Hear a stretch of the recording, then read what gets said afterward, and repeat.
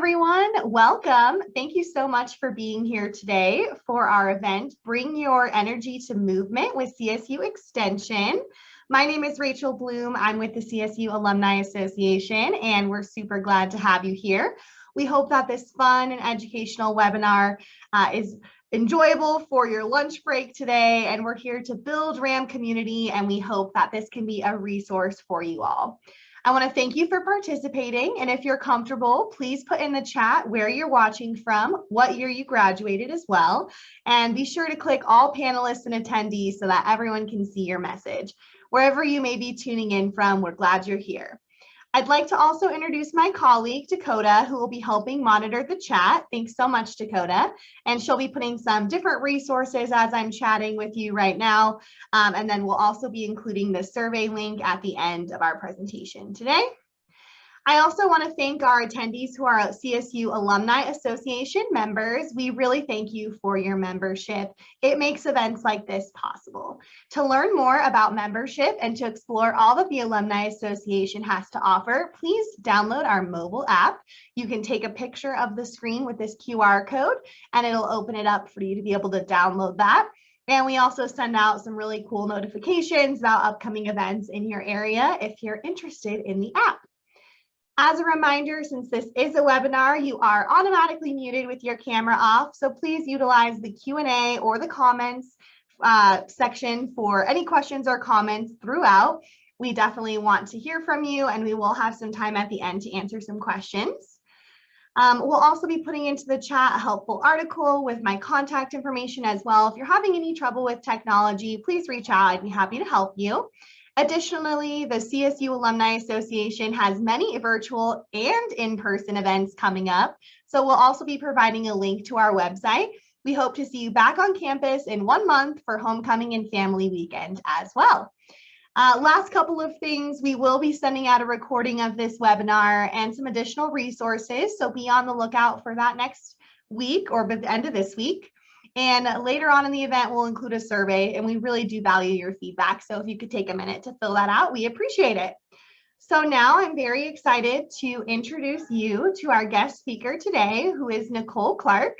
Nicole is a registered dietitian nutritionist and the Family and Consumer Science Agent for CSU Extension in La Plata County.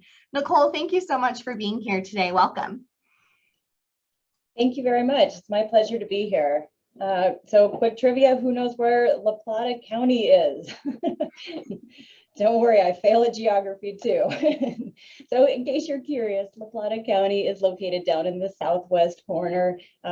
Durango is where our office is located. So with that, I'll go ahead and share the screen, and thank you again for being here.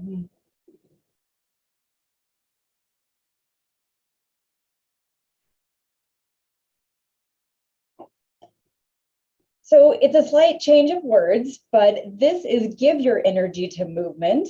And the reason for that is just in recognition that we only have so much energy. So really what our goal of this webinar is today is that through a little bit of discussion, which will take place through the chat, some reflection and practice, you should be able to walk away from this presentation with a personally relevant reason to add a little bit of movement to your day. And to add to that, we'll also be incorporating some psychological strategies to help you be a little more successful with it. First and foremost, let's start by distinguishing exercise from movement. Now, both fall under this umbrella of physical activity. So in that manner, they are similar, but when we break it down, they are actually different. How are they different? Well, as we define it, recognize that exercise is a planned period of moderate to vigorous activity that results in an increased heart rate. I want to take a closer look at what it means to have moderate or vigorous activity. And first recognize that this is very individual. It kind of depends on your base fitness level. But there's a very easy way to determine if you are in fact in this moderate to vigorous state, also known as exercise, by a test we call the talk test. What this means is that if you are exercising and you are unable to talk at the same time, you're probably in that moderate to vigorous state of activity. So exercise is great for the heart. That is certainly one of the benefits. The heart, being a muscle, is forced to work a little bit harder than just at a standing or sitting position. So don't get me wrong, exercise is great for us.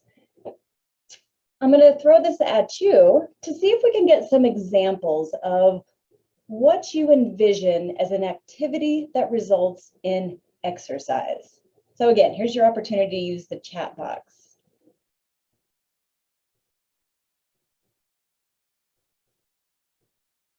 Hiking. Thanks, Rachel. That's a great activity, especially this time of year. What else comes to mind? It's a way to get exercise. Walking the dog. Okay, absolutely.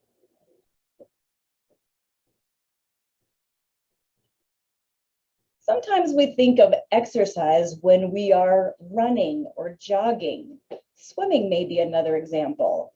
I think there was a period of time, and maybe it's still true, but Zumba was very popular. That's a great way to really get that heart rate up. All right, bike riding, absolutely. Thanks for sharing that. Let's turn now to the definition of movement, okay? So movement being unplanned and unstructured physical activity which occurs sporadically throughout the day.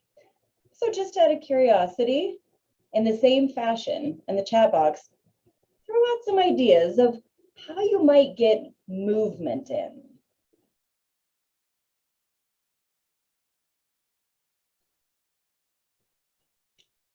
Taking the stairs, that's a wonderful example. One more, give me one more idea of what it looks like just to move. Yard work, excellent. Thank you for sharing those. And they are all absolutely correct answers. So the next thing I'd like to ask you, in terms of exercise, which of the following two statements that you see on the screen best describes you? Are you thinking about it or are you doing it?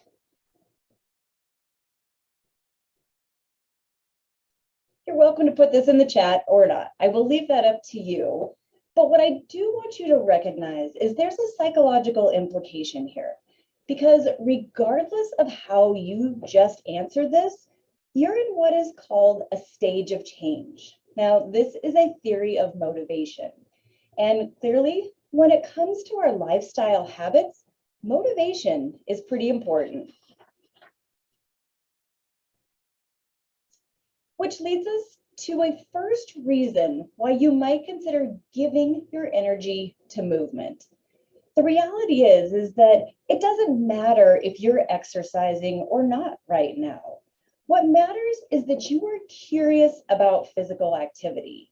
And we know this to be true because you have shown up for this presentation. Your presence here is demonstrating that you have that curiosity. Chances are there was a time in your past where you didn't even think about being active. It just wasn't on your radar. So what this is really saying is that psychologically you've transitioned from this state of not even thinking about it, not doing it, to at least thinking about it. Or perhaps, depending on where you are right now, you're actually thinking about adding more to your life than what you're currently doing. In terms of creating new habits, this is a first step, hence the reason it's so important. Now, admittedly, if only it were as easy as to just think about activity and that was enough for us to improve our health, but unfortunately, we know that is not always the case. So consider this. According to the Center for Disease Control, only about 53% of American adults meet the minimum recommendation for aerobic exercise each week. All right, quick flashback. Who can tell me what is the definition of aerobic exercise? See if you can get that in the chat. You don't have to get it word for word, but what exactly is exercise?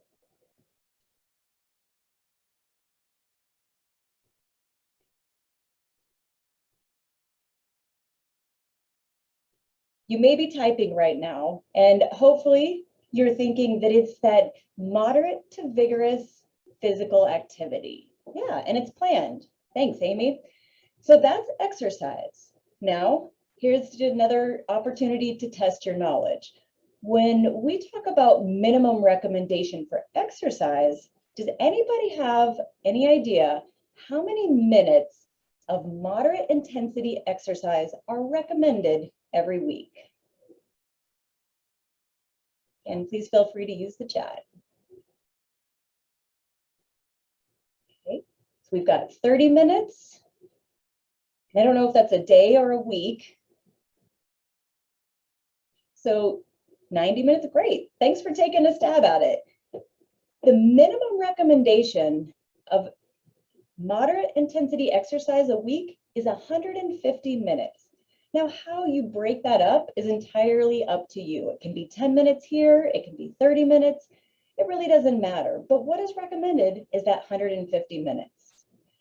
However, what we know is that 47% of the population is not getting enough exercise.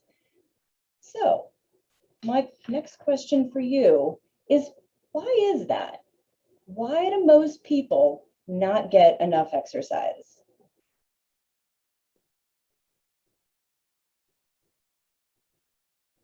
And I will pause to give you a moment to answer.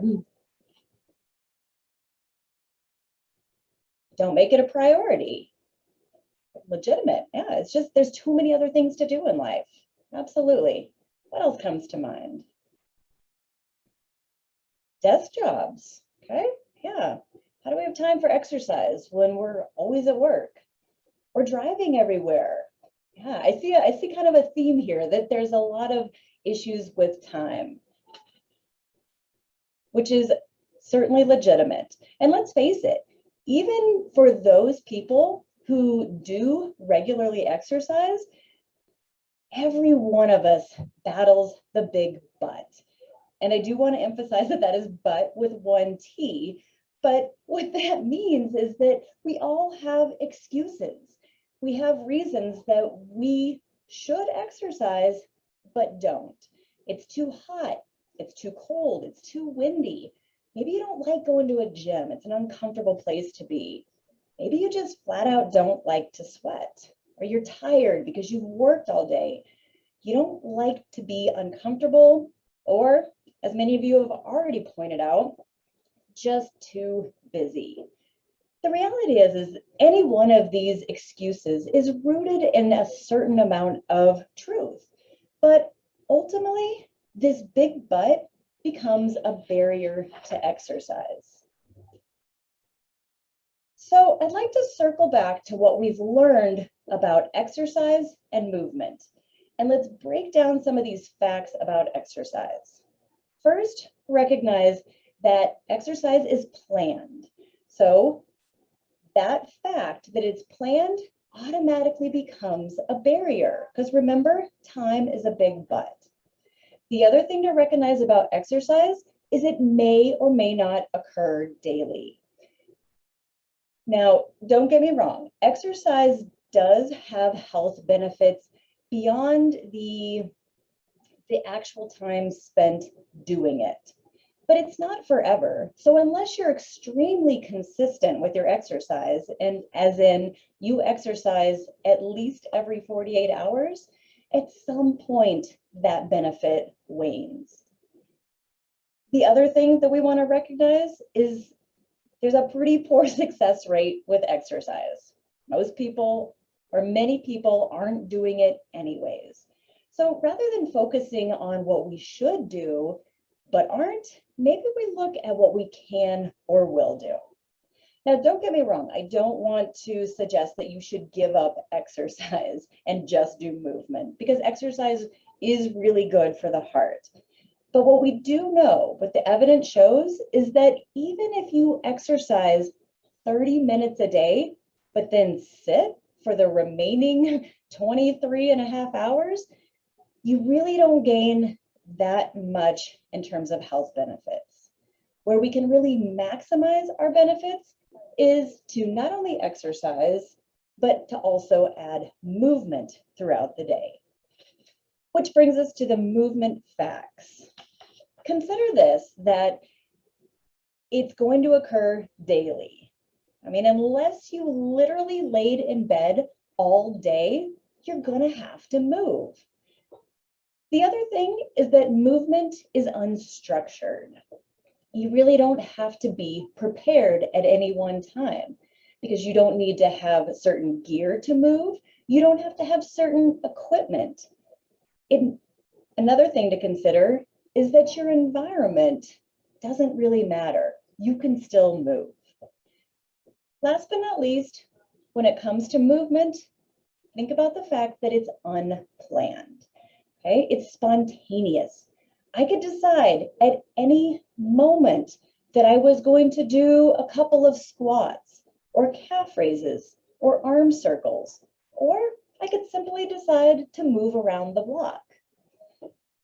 There's a psychological implication here as well.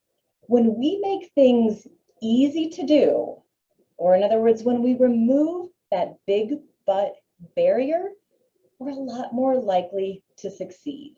And clearly, movement is the easier option here. Case in point, you weren't planning this movement break right now, were you? But movement is opportunistic. So let's go ahead and take this opportunity. But before we do that, I have a quick activity for you. And this is really quick. I would like you to rate your energy right now on a scale of 1 to 10. So 10 is great energy, and 1 is you've actually slept for the last 15 minutes of this presentation. So either jot it down or make a mental note. Where's your energy right now? Okay. The other thing that I'd like you to do, and speaking of opportunity, is to notice what you are doing in this very moment. Now, you planned to come to this webinar for an hour. However, no one said that you had to sit and watch this webinar. So as part of our movement break, what I would ask is that you stand up. Or alternatively, if you prefer to stay seated but still wish to engage in the movement break, is to do some arm rotations. It can be as simple as just moving your arms, maybe doing the arm circles, or standing up. Now, big picture, what difference does it make if you sit versus stand? Honestly, it's not a ton of difference. Our circulation is improved, but if we looked at it from the perspective of calories, you may burn an extra 15 calories in an hour by standing. But where we can see some significant improvement is in our blood glucose control. That's what the studies show, especially if you're living with type 2 diabetes. And that is really just the difference between sitting and standing. Some studies also show that standing versus sitting can help lower our blood pressure. All right, so hopefully you all took an opportunity to take a movement break. Let's have a quick look at just one of the many benefits of movement. So what I want you to see is that both the American Heart Association and the American Diabetes Association have recognized that there is a very negative impact to our sedentary behavior. And what is of greatest significance here is that physical inactivity is a modifiable lifestyle factor to reduce cardiovascular morbidity and mortality. Now, I'm going to ask you to think about this. What is the #1 cause of death in the United States?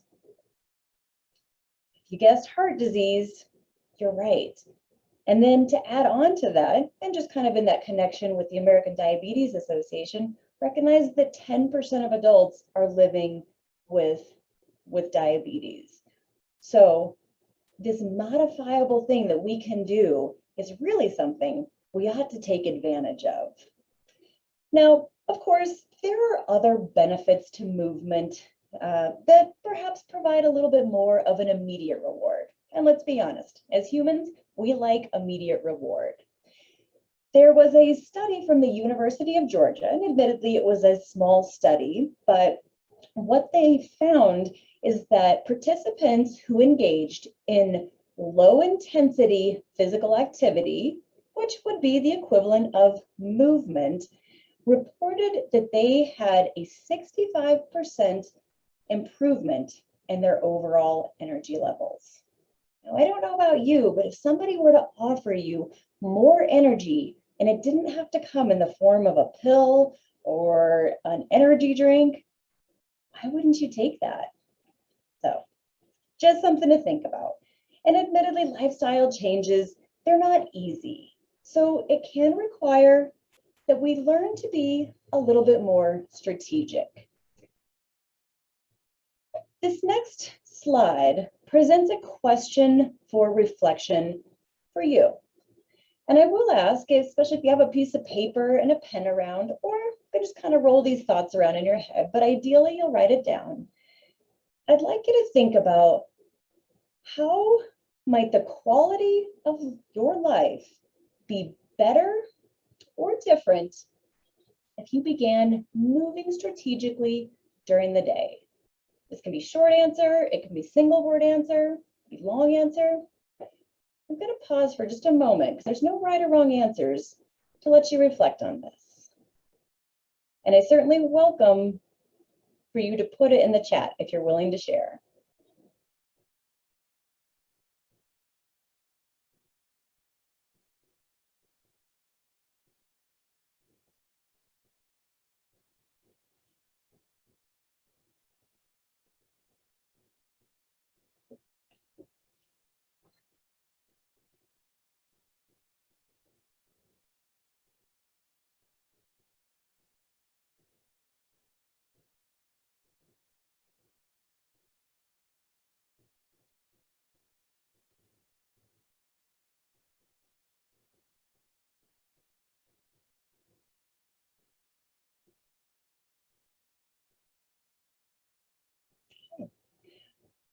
I'll encourage you, if you weren't able to come up with an immediate answer, to jot this question down. I fully recognize that some of us need a little more time for reflection. So, like I said, if you didn't come up with an immediate answer, write it down and give it some thought later. There's a reason for this. You've really just created a personally relevant reason for adding movement to your life, which is important because we're talking about behavior change and new habits and doing things when our life is already full of so many other commitments, that if we can connect a personally relevant reason to a new action, so our values and our actions are in line, we're a lot more likely to be successful with something.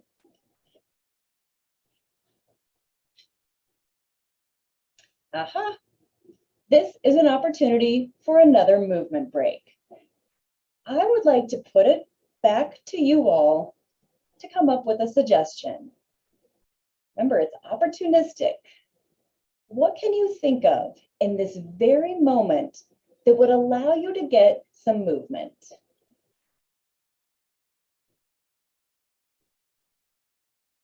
Any ideas? Calf raises. All right. Rachel, thank you for that. That's a wonderful suggestion. So I'm going to pause, and you'll see my head bobbing because I'm going to engage in some calf raises. I'll challenge you to think beyond just this. Is there anything you could think of that you could do while sitting? And I hope you're following along with me. So the advantage is you all have your cameras off. Nobody's going to know if you are or are not doing this except you. Just a few calf raises. Doesn't take a lot of time.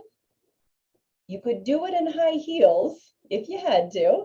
Roll shoulders. I like that. We can really test our balance. What if we did them both at the same time?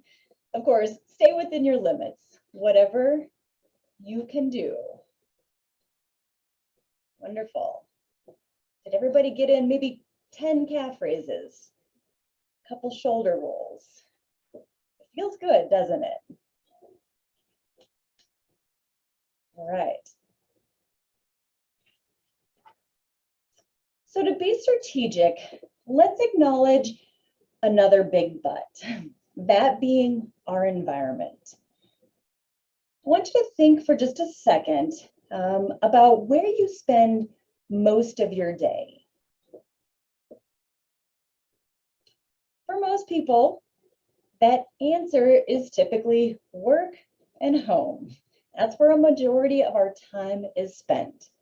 Now, this is important because when we look at our environment, and when I speak of environment, I want to just recognize that that includes the people in your environment as well as the physical layout. So both of those factors of your environment, they play a pretty big role in the decisions that you make. So just as an example, have a look at the image on the top left. So we've kind of got some silhouettes. We obviously have one person who's standing. It looks like a meeting. What do you suppose the kind of unspoken expectations are in this particular environment?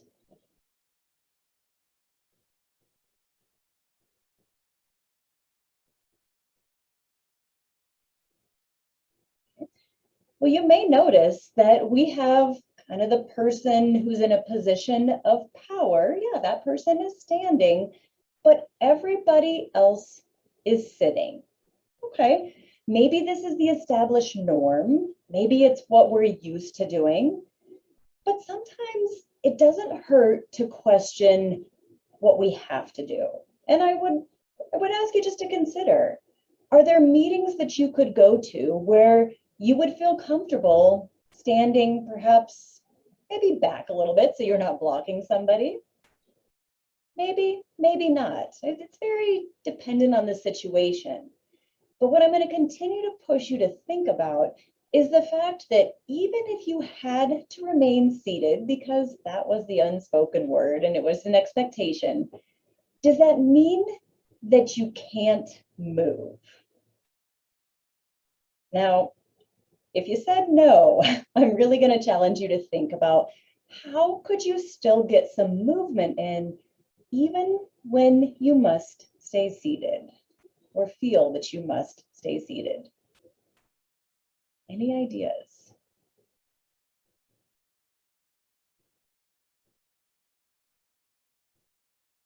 Flex your glutes. That's a great idea. What else could you do? If you're seated right now, it's a perfect opportunity to start moving around.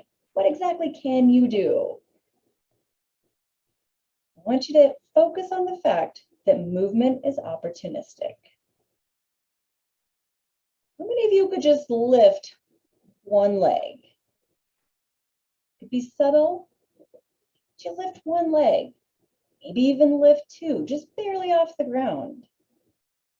Believe it or not, even a simple movement like that is more than when you're just sitting there. It's still helping to improve your circulation. All right. The next thing I would challenge you to think about is, when can we challenge the norms? When can we start thinking or introducing or encouraging a standing meeting, a walking meeting? These are all just suggestions, but what I'm asking you to do is think outside of the box, because some of that is part of being strategic. Okay, we talked a lot about perhaps more of a work environment. But now I want to transition and get you thinking about your home environment. There's a possibility that you've got a lot more control here. But as you can see in the bottom left image, and it's not to say that you go home and watch TV all day, but there's a chance you spend part of your waking hours sitting and watching TV. Is that bad? No, no one's here to judge that. But again, it's an opportunity for you to think about, how might I add a little bit of movement into my normal routines where I'm typically sitting? Any ideas? It used to be easy to say, well, how about during a commercial break? You just stand up or you walk to the kitchen and back. But nowadays, with some of our other options for watching television, there are no commercial breaks. So you're going to have to get a little more strategic. And again, you just kind of think about your environment perhaps outside of the home. And I've used the example, as you can see at the image in the bottom right corner. But what are the chances that when you come across the option of an escalator and a stair, this is a decisional point. Are you going to take the escalator or can you take the stairs for a little bit of added movement in your day? It takes a little bit of practice. I will admit that.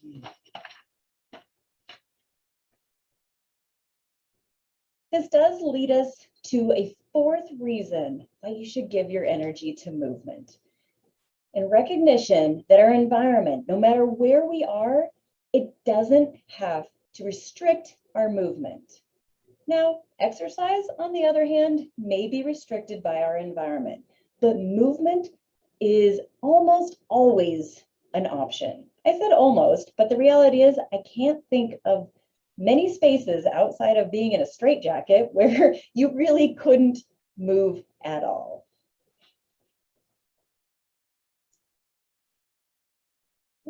Pardon me, went too far. So I'd like to prove it in thinking about our environment. I'm going to ask each and every one of you to assess your environment right now. So look around. What do you see in the room where you were sitting or standing? Maybe you're even enjoying this from the outdoors. Put some ideas in the chat box, just based on what you see. What could you use in your office? What could you use at the park you're sitting at? What could you use at home that would help you get a little bit of movement? And again, you don't have to have equipment.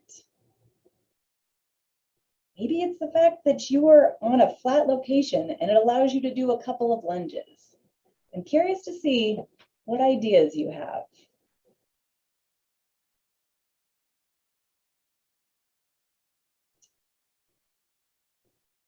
All right, to get you started thinking, use your water bottle for some arm workouts. Okay, thank you for sharing that in the chat box. Absolutely.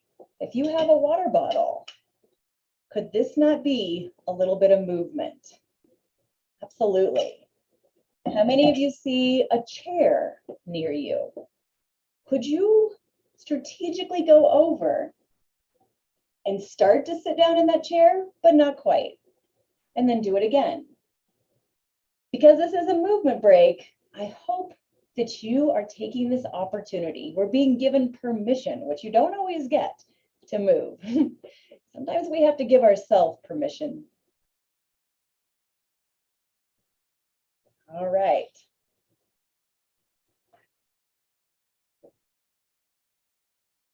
Big picture, I hope that you'll recognize something is better than nothing. Now, this chart did come from, it was a publication in Circulation Research. And while it does indicate that vigorous activity has the greatest impact on mortality reduction, and that really does start to show up at about 50 minutes of vigorous activity a day, which again, we've already established most people aren't doing. So great, that's wonderful. It's the best way to reduce or all-cause mortality reduction if you're gonna do 50 minutes of vigorous activity. But if you're not, note that walking makes a difference. And walking, it kind of falls in that gray area. If you walk briskly to the point where it's a little bit challenging to try to talk at the same time, maybe you've edged into that exercise realm. But a nice casual walk, okay, one where you can still talk comfortably, that's movement. And what are the chances that you'll be more successful with getting in a walk than 50 minutes of vigorous exercise? I think we all know the answer to that.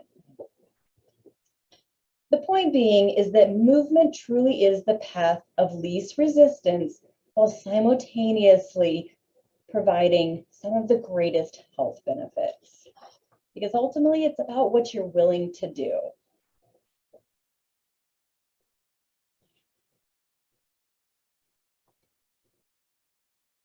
In acknowledging that there are a lot of ways that we can add movement to our day, I want to start with an idea of helping setting yourself up for success.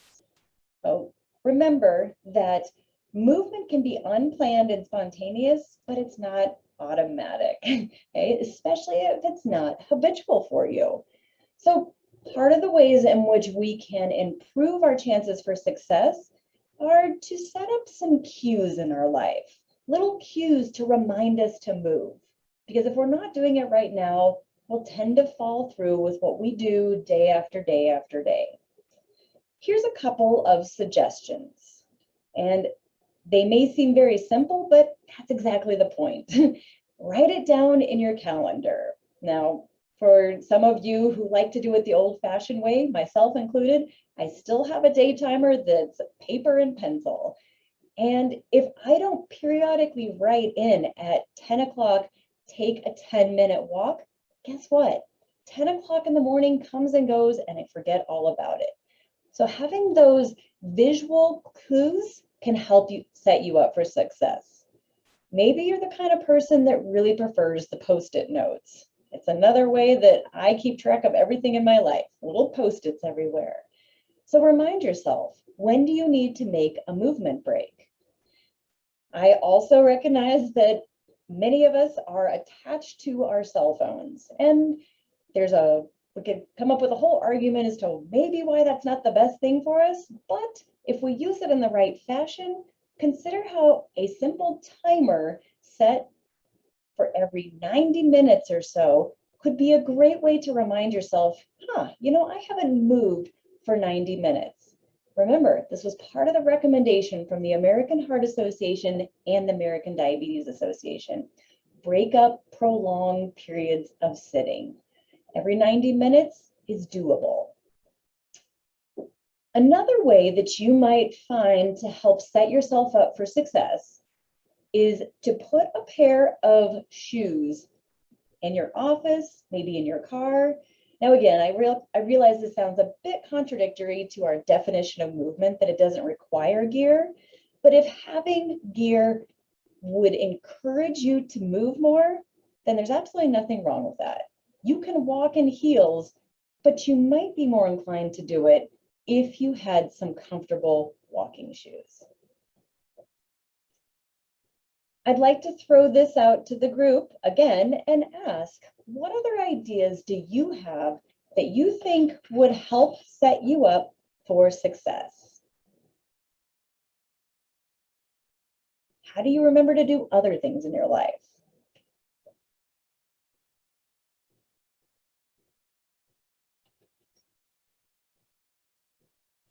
Any ideas? This can be very unique to each person. What really matters is that you have one that works for you. Lots of phone alarms and calendar holds. Perfect.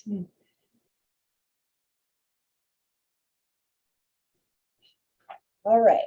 I did want to share some additional resources because by now you may have a little greater incentive to start moving more. You know it's doable. You know that it's a great way to get started. So a couple of references for you. Food Smart Colorado. There's some great articles Then this is all from Colorado State University. There's fact sheets through Extension that can help you be more active. Some of these are videos, some of them are just written material, whatever it takes to help you be more active. If you need those instructional components, here's a few additional things, and I'll be sure to share this with Rachel so that you can get the exact links as a follow-up to this presentation. Now, before we move on, let's get our move on. And I do want to acknowledge that this is during your lunch hour. So if you're finishing up that last bite or you still have lunch in progress, I'll ask if you'll be willing to pause and do something that is going to be just a little bit more movement. And we might even err on the side of exercise, but it's not. It is still just movement. Who considers themselves a runner? Doesn't matter if you raised your hand or not. Do you know what it looks like to run? That's what matters. We're going to mimic that. So I'm asking you to follow along. Please stand up, or you can even do this from a seated position. What you probably should do is put your fork down. And I'm going to ask, I'm going to lower my screen just a little bit so I can kind of demo this. While standing in place, I'd like you to pump your arms as if you were running. And you can choose the rate or intensity with which you do this. What I'm asking is that you do a little bit of movement, okay? And perhaps a little bit more than 10 squats. You'll notice that I'm still able to talk to you. So I am still in this phase of movement, even if it looks like exercise. All right. Do you think you could sustain this for 30 seconds? Maybe 60, maybe 90. You can even slow down if you need to. Maybe you were wearing a nice dress today and it's not terribly flexible or easy to move in. Do what you can. All right. That was certainly less than 1 minute. And now it's an opportunity to re-rate your energy. Of course, keep in mind, how much participation did you have in these little movement breaks? But using that same scale, 1 to 10, how would you rate your energy in this moment? And more importantly, did you notice an improvement in your energy? What a great strategy when that 2 or 3 o'clock hour hits and you're starting to feel that afternoon slump. Wouldn't it feel great to give yourself a little bit of energy through movement?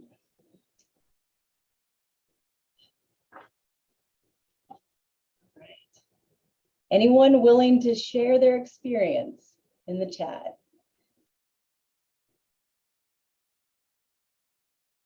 Did you raise your energy even just a little bit?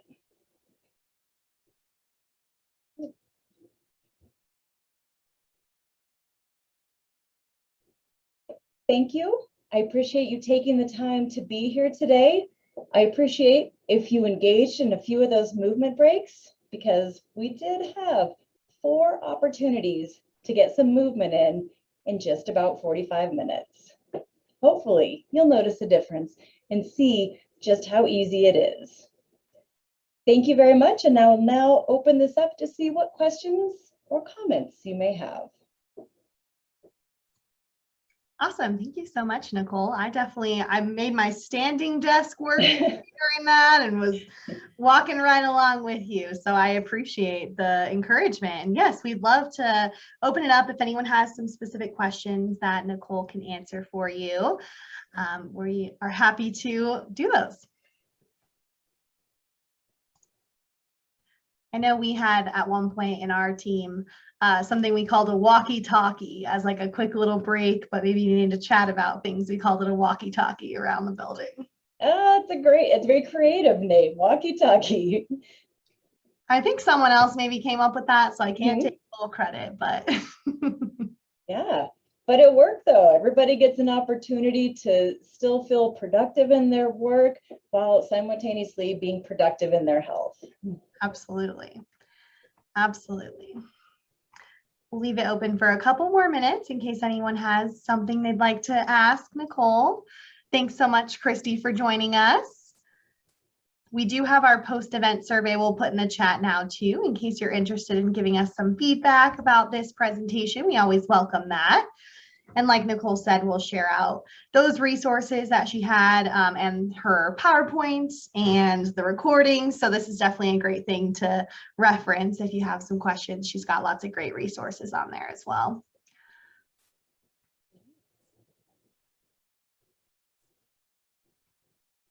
And of course, Nicole's email is here too. So if you do have something you'd like to ask her more privately or specifically, feel free. And if you ever have questions about who your extension office might be, I'm happy to help you with that as well. There's extension offices for every Colorado community and county. So happy to connect you to those awesome programs too.